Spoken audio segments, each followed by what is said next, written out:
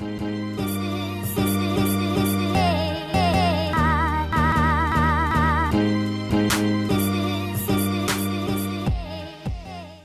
Arlington, Texas, and we want to thank you guys for letting us occupy your space tonight. I am here with a very dear friend of mine and a beloved coworker. I've had the pleasure of working with her for several years, Miss Shawn Ewing. She is the mother of Kerrion Franklin. She and Kirk Franklin share Kerrion as parents. So thank you for coming in tonight. Thank you for being here to support me, and thank you, Paul. He's engineering for us. It's just an honor and a privilege to be here, even for this moment and this occasion. But God is still good, and God's gonna get the glory. He will. He will. Out of all of this. Well, thank you for trusting me with this. And this is, we are just going to let people eavesdrop on conversations that we've had over the last couple of years, because I know that this has been a sort of a sensitive subject for you for some time now. So just give everybody else some background as to how we got here. How we got here. I have a son. His name is Kerrion Franklin. He's my beloved. He's my only child. I love him. And we have had challenges. Of course, when you're a teenage parent, you're not perfect, but we had challenges. But over the years, Kirk Franklin and I have been co-parents. And even though our son will be 33 in a couple of months, he's still our child. And we vowed to work together with raising him, parenting him. And even though we've had some challenges, we still remain co-parents. A lot of times people haven't heard from me. I haven't made a lot of noise in the news, behind Kirk. And for what or why, But we're here because some private information was leaked and Kirk kind of lost his cool. And we talk about cancel culture. And I was thinking, I can't leave Kirk out here by himself on this one. So I'm really not talking to y'all, anyone else. I'm really talking to my son. But you all will get a glimpse of this because of it was made public. So that's why we're here. But so for the last couple of years, I know that things have been posted online. Yes. By your son. So just kind of paint the picture as to, I guess, how things kind of climax to what we are dealing with today.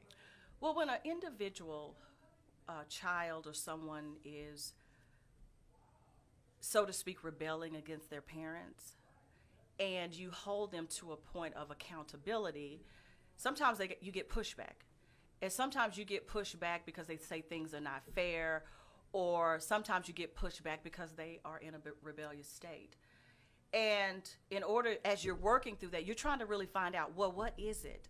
So Kerrion felt at one point that his father was trying to kill him. And when I got wind of it and we talked about it, I said, Kerrion, I don't care who it is. If anybody's trying to hurt you, then we can go file a police report. We will deal with it. I'm not saying my son is not hurting from us being teenage parents. I'm not saying my son doesn't have a testimony. But what I am saying is you were not abandoned. No one abdicated their responsibility towards you. You are loved. You are loved, Kerrion Franklin. And I'll look in the camera and say that you are loved. We support you then, we support you now, we support you tomorrow. But there's a way to deal with it. And all we've tried to do as parents is work through the issue, get our son to a point of being a productive citizen in society, as well as having a good life. So, but things kind of didn't go that way. And that's okay, because families go through things. But we don't get to use a part of an audio and not understand the true history of counseling, therapy, godly counsel, holding Kerrion responsible, holding Kirk responsible, holding myself responsible, because I want to deal with what my son needs to deal with. And unfortunately, we're now having to do it here. And just some background about you, because you have experience in helping people who have had trauma with your work in the Women's Center. And you and I have just talked several times about the Me Too movement, just in our own personal Absolutely. Conversations. Absolutely. And I know you feel passionately about just if there is an allegation or if there is something that has happened, just to go about it the right way. Right. We're not saying that a victim, and sometimes it takes years for a victim to come forward to be able to have the strength and the courage to tell their story. What I am saying is it's not fair to cancel somebody out before you have formally filed a complaint, made a police report, and given the way for investigation. We are quick, especially for black men, to cancel them out. And if this happens to one black man, that means it could happen to my son in the future. That means it could happen to his father. That means it could happen to the next man of God, woman of God, the next parent, the next boy or girl. So it's a danger when we take that into consideration, where someone could just come forth and say something without a protocol in order to deal with it. And we have a protocol. Sometimes people do wait too late to make a report past the statute of limitations. But we're not saying that you can't tell your testimony, but you shouldn't just run to social media first to cancel somebody out or to expose someone. And then if you are going to do that, make sure you expose yourself first. Deal with yourself first. So I worked at the Women's Center in Tarrant County for 6 years. And I worked in rape crisis and victim services, and that's when I really became educated on sexual assault, date rape, domestic violence, child sexual abuse. And then I went on and I worked for Volunteers of America. I worked at the Halfway House, Reentry. I worked with all kinds of individuals with backgrounds, all types of gang members, bank robbers, arsonists, you name it.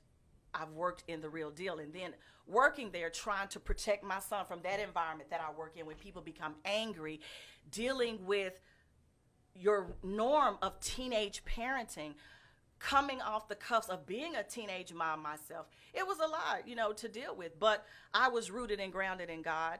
And so as I've matured, I tried to work with his father to continue to parent our son. And most people would say, y'all shouldn't even be talking anymore. We talk when we need to talk about our son, because that's how much we love him.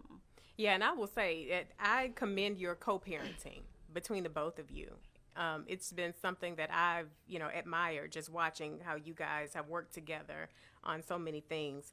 But let's talk about context, because you mentioned something earlier about taking a snippet of audio, and it's kind of dangerous to make assumptions when you don't know the full context or conversation. Right. And you and I were talking over dinner about Proverbs 31, and Absolutely. I want you to bring that up, because you made an interesting point. Well, first, the most important thing is my son's soul. And I've shared when we gave Kerrion, when he was 16, we gave him a rite of passage ceremony. And I shared these same sentiments with Kerrion then, and I feel it befitting to always start with God's word first, because my son's soul is most important to me. Have I made mistakes as a mother? Absolutely, I have. Have I kind of lost my cool before? Absolutely, I have. And I'm pretty sure if Kerrion has some audio on Kirk, he may have some audio on me. So I'm here so we can go on and flush it out.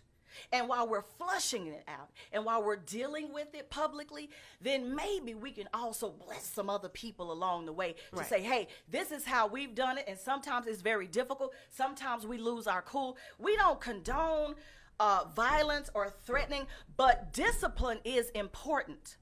And sometimes when somebody say, I am going to beat you, that don't literally mean they're going to beat them where they have bruises, cuts, broken bones, where they have those type of things. That means I'm going to discipline you because you're out of line. And, in our culture, we always say it's better that I do it Exactly. than have you go into the world and have a police officer do it. You know what, Erica, and thank you for saying that, because in dealing with my son, I would rather have his father talk to him, toil with him, tarry with him, and deal with him, versus having some police officer who's trained, who doesn't love him, snuff him out because of his strong personality. I would rather his father deal with him. And so this is for my son first, his father second, and then everybody else last. Because at the end of the day, most of the people who will hear me speak don't care nothing about Kerrion Franklin, don't care nothing about Shawn Ewing, don't care nothing about Kirk Franklin and his family. But I care about Kerrion Franklin, and I care about Kirk Franklin because Kerrion, that's his father. Right. But anyway, I was at an event, and I got a call from Kirk. And so I went to take the call because, you know, most of the time if it's, you know, he's calling me that early because he knows I'm not a morning person, I know it's something going on. Mm-hmm.